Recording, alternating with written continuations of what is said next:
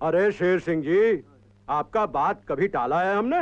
लेकिन आज का काम थोड़ा टेढ़ा है, ठीक से होना चाहिए। Yes sir. अभय और जफरदाड़ी। आप चिंता मत कीजिए सर, तिवारी, वो उससे नहीं मिल पाएगा। तिवारी, तुमने जफरदाड़ी को अरेस्ट किया है? हाँ, कल रात को ही किया सर। आप चाय पीजिए। मुझे पूछताछ करनी है। पूछताछ हमने कर लिया है सर। साला बियर बार में दारू पी के बोमा बोम कर रहा था। सेक्शन 75 में बुक करके पक्का केस बनाया हूं सर। चाय पीजिए ना सर। तिवारी, वो कोई छोटा मोटा क्रिमिनल नहीं है, उसके लिंक्स टेररिस्ट के साथ हैं। आपको मिसअंडरस्टैंडिंग हो गया है सर। ए चमक छल्लो, इधर आ। बता सर को, कल रात को वो तेरे को ही छेड़ रहा था ना? हाँ सर, मैंने ही FIR लिखाया। देखा सर? जा उधर बैठ। तिवारी, तुम जानबूझ के उसको बचाने के लिए? मुझे उससे पूछताछ करनी है और मेरे पास वक्त बहुत कम है। पूछताछ तो मैं उससे नहीं करने दूंगा सर। चाय पी लीजिए। Tiwari, open the lockup. देखिए सर, आप तो सर चाय सर।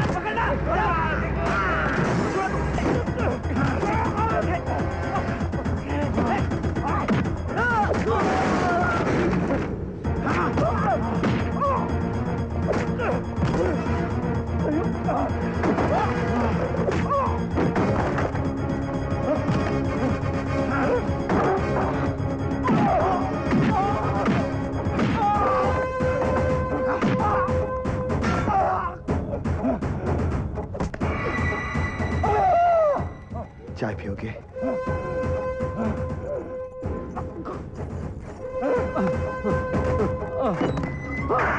बताता हूँ, मुझे मारना नहीं।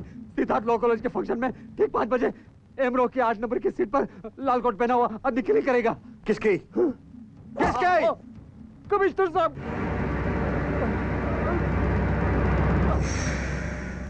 शुक्रिया आप सबका कि आपने मुझे यहाँ बुलाकर इतना सम्मान दिया।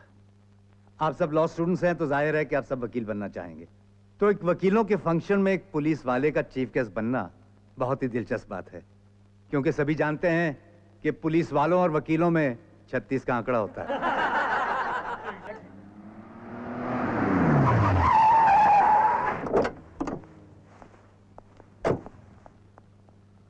हम पुलिस वाले अपनी जान को जोखिम में डालकर एक मुजरिम को पकड़ते हैं और एक वकील एक कागज का टुकड़ा दिखाकर उसे छुड़ा ले जाता है।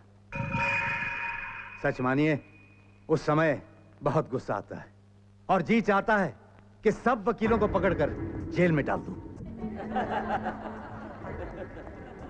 खैर, ये तो मजाक की बात थी, लेकिन मेरा ये जरूर मानना है कि वकीलों और पुलिस वालों का रिश्ता इंप्रूव किया जा सकता है। अगर क्राइम को कंट्रोल करना है तो हमें एक दूसरे की मदद करनी होगी, और जिस दिन ऐसा हो गया, इस देश का क्राइम रेट। अरे एसीपी अबे आए हैं यहाँ पे? हाँ, अबे भी आए हैं। क्यों, क्या हुआ?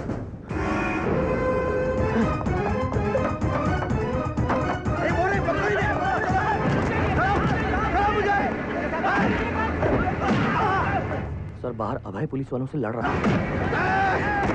अबे, सर, वो आपको मारने आया था। Shut up!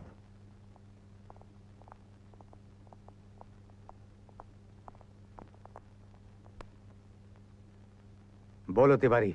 सर, हमने साहब को बताया था सर कि हमने पूछताछ कर लिया है, लेकिन फिर भी साहब ने हमको बहुत मारा सर।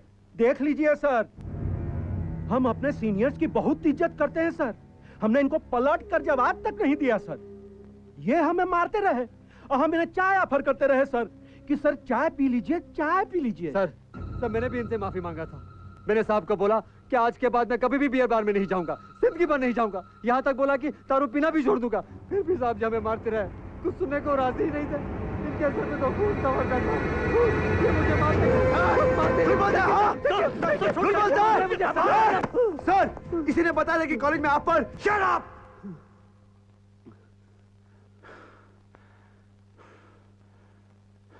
एसीपी अभय प्रताप सिंह, इररिस्पॉन्सिबल बिहेवियर और एक पुलिस ऑफिसर को बिना वजह मारने के आरोप में तुम्हें 15 दिन के लिए सस्पेंड किया जाता है।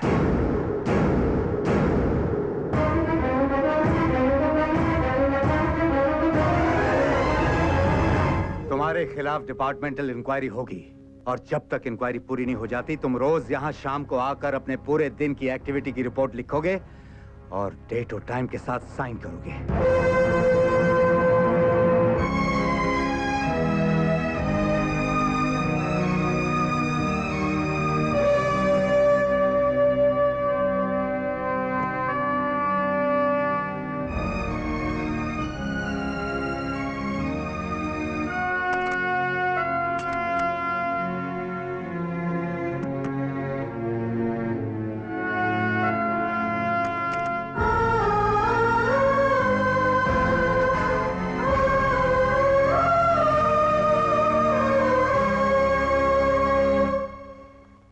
भूल गए आप कि बचपन में इसी अभय की प्रोग्रेस रिपोर्ट पर आप आंख बंद करके साइन करते थे। मैं कहा करती थी कि एक बार देख तो लिया करो अभय ठीक कर रहा है कि नहीं, लेकिन आप कहते थे नहीं, मेरा अभय गलत कर ही नहीं सकता, है ना? और आज आपका वही बेटा आपको गलत लगने लगा है कि उसको मुजरिमों की तरह अपने ऑफिस में बुलाकर उसे साइन करने को कह रहे हो। आखिर क्यों? रहने दो माँ, इनसे अब कोई सवाल करना बेकार है। जिन्हें अपने बेटे पे यकीन था वो बाप बहुत पीछे छूट गया माँ। इन्हें हर बात में सबूत चाहिए क्योंकि अब ये सिर्फ एक पुलिस कमिश्नर है, एक ऐसे कमिश्नर जिन्होंने अपनी आंखों पे कानून की पट्टी बांध ली है और वो देख नहीं पा रहे कि जाने अनजाने में वो क्रिमिनल्स की हेल्प कर रहे हैं। अभय! सॉरी सर, अभी आप इस बात को नहीं समझ रहे, लेकिन एक दिन मैं साबित कर दूंगा कि मैं सही था। तुम तब तक आपको जो ठीक लगे आप कीजिए, मुझे जो ठीक लगेगा मैं करूंगा।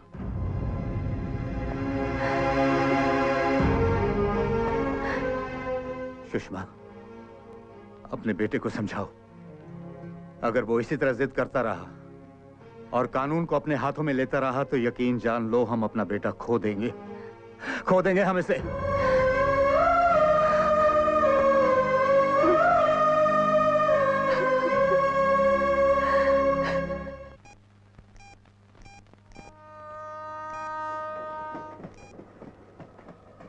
हेलो साहब, मैं मुन्ना। जो आदमी कमिश्नर साहब को उड़ाने को गया था वो अभी टोपास बार में आने वाला है। आपको उससे सॉलिड इंफॉर्मेशन मिलेगा। और हाँ, संभल कर। मैं रखता हूँ साहब। साहब मैंने आपका काम कर दिया साहब। आपने जैसा बोला था मैंने वैसा ही बोल दिया। अब मैं जाऊँ साहब? काम किया है तो इनाम तो लेते जाओ। जॉन? सर जी वो यहाँ पहुंच गया और उसने मुझे देख भी लिया है। अब क्या करना है? होशियार। ठीक है।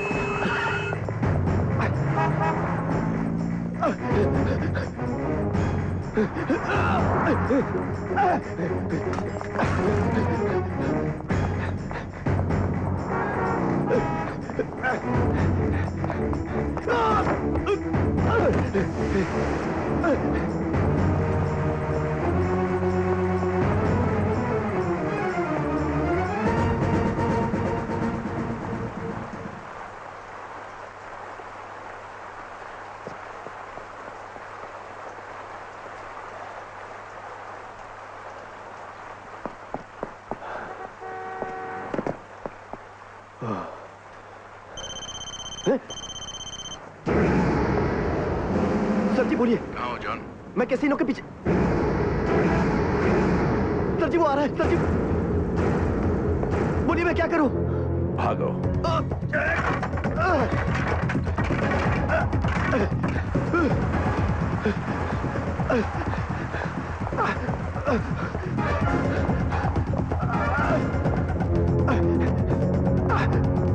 सर जी वो मुझे पकड़ लेगा सर जी। बोलिए मैं क्या करूं? भागते रहो। सर जी वो मेरे पीछे आ रहा, बताइए क्या करूं? Take a left turn. अच्छा सर जी वो अभी भी मेरे पीछे है। सर जी बोलिए मैं क्या करूं? Take a right turn. Okay sir.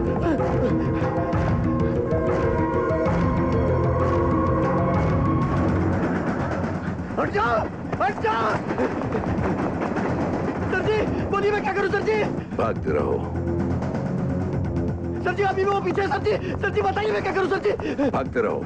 आई से स्टॉप। सर जी वो मार देगा मुझे। आई से स्टॉप वरना गोली मार दूंगा। गन निकालिए, मैं क्या करूं? सर जी बोलिए। वो तुम्हें लोगों के सामने नहीं मारेगा। आई से स्टॉप। सर जी मार देगा मुझे। नहीं मारेगा। सर जी मार देगा। बैठो। स्टॉप।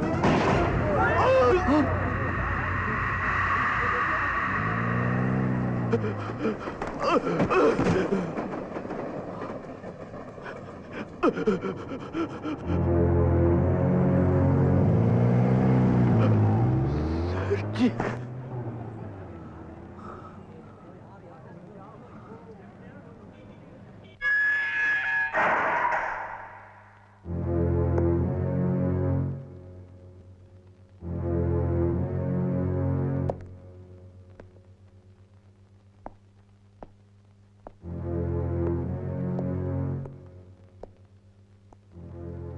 हाँ, महेंद्र सिंह राणा। जेल की सलाखों के पीछे अच्छे नहीं लगते हो, लेकिन क्या किया जाए, तुम्हारा बाप कुछ भी समझने को तैयार नहीं समझता कि जमाना बदल गया है। आजकल बड़े लोग ही बुरे होते हैं, अमीर लोग ही बिकते हैं।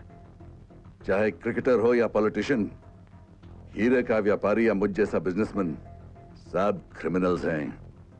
तुमने सही समझा, लेकिन समझना और समझाना अलग अलग चीजें हैं। तुमने मुझे समझा, लेकिन तुम अपने बाप को नहीं समझा सके। तुम्हारे और मेरे बीच जो खेल चल रहा था, उसमें 3 बार मैंने तुम्हें मात दी और तुम्हें लगता रहा कि तुम बाजी जीत रहे हो। जिसे तुमने रोड पर मारा, उसे मैंने वहां भेजा था। जिसे तुम लॉकअप में मारने गए थे, उसे मैंने वहां पहुंचवाया था। और जिसे तुमने जान से मार डाला, उसे भी मैंने सही वक्त पर बैठने को कहा था, ताकि तुम्हारी गोली उसके घुटने के बजाय उसके सीने से पार हो जाए।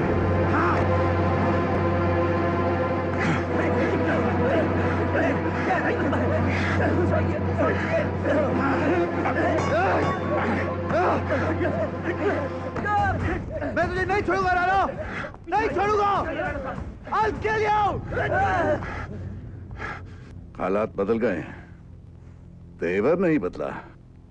यह है फैसला ऑन द स्पॉट का नतीजा।